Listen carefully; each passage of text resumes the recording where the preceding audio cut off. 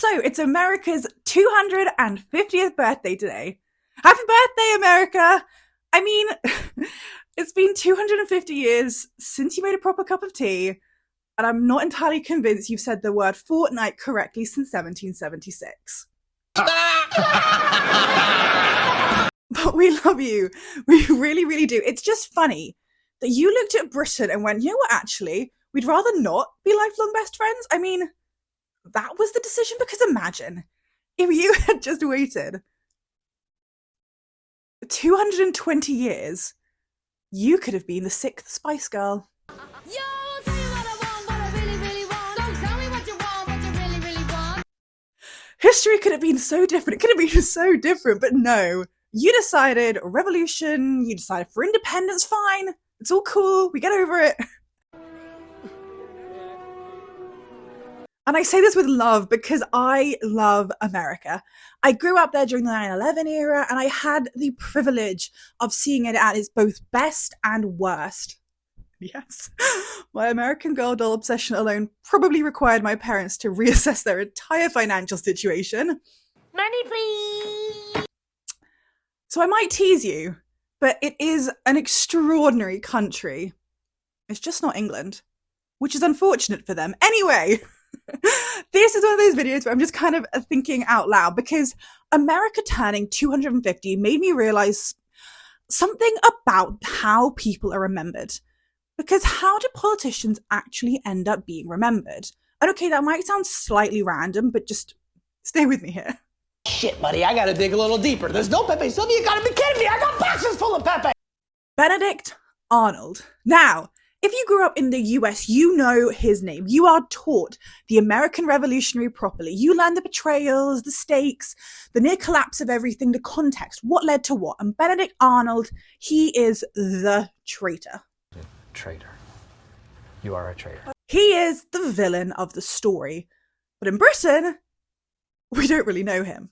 To say it, I hope I don't sound ridiculous. I don't know who this man is. We don't really learn the story in the same way. In fact, most people here barely learn the American Revolution at all, which is just not one of our focuses. I mean, I wonder why. But it already changes everything, because what I find fascinating, and I love this, is that there is a house in London where he lived, and the plaque on the outside of the house calls him an American patriot. Calling me a liar? I ain't calling you a truther. A patriot, which if you were raised on the American version of events sounds completely insane. But from a British perspective, of course he was. He defected to us. He was the same man, it was the same actions, but it was a completely different moral verdict.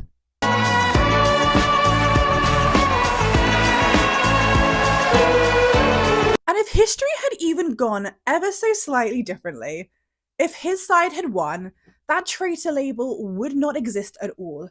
He'd be a patriot there too. I am a fighter and not a quitter. I am resigning. And what this proves is that history isn't some neat, objective fact. It's perspective.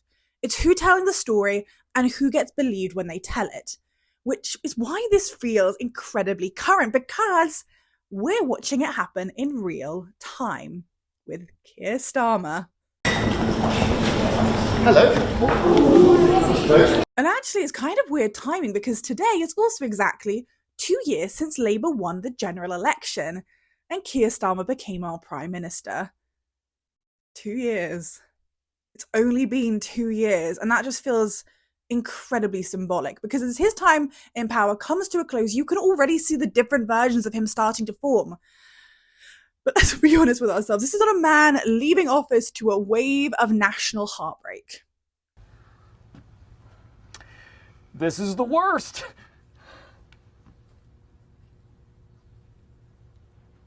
No one is lighting candles, no one is writing poetry, no one is singing songs to praise for him.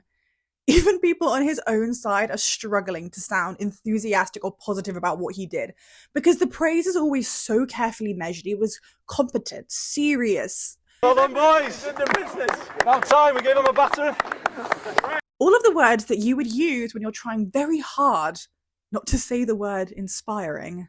And yet, we've got this bizarre narrative popping up about him that he was a serious statesman, that he was a managerial technocrat, that he was incredible abroad. Apparently, a lesbian icon. Not today, Satan. Not today.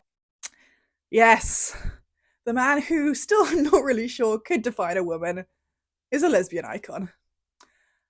And whether that's irony or satire or it's a joke or just the internet being the internet, it doesn't actually matter because that will still be a version of him. That will still be a label that gets attached to his name. Congratulations, you played yourself. And that's the part I can't stop thinking about because we all act like history is something that's decided later. Like we all sit down one day and we reflect and we look back and we say, cool, this is what it is. This is what we thought of it. But we don't. We are deciding how people are remembered now. Boom. Roasted. And depending on which version of that wins, you can end up with the same person being remembered in completely different ways. A traitor, a patriot, a statesman, a punchline, all at once. Look at us. Hey, look at us. Look at us. Huh? Who would have thought? Not me. And the timing of this is kind of perfect, isn't it? Because on the same day America is celebrating its 250th story, we're sitting here just 2 years into this freak show of a story, arguing about what it even was. So of course it's not really about how history will remember them, it's about which version of them wins out. Because by the time anyone begins to question it, that version of them is already forming and frankly might already be fixed. But as always, let me know what you think below. How do you think Keir Starmer will be remembered? And more importantly, happy 250th birthday to America. I hope you have an absolutely incredible time. And I hope you think about giving me a like and subscribe, and I'll see you soon.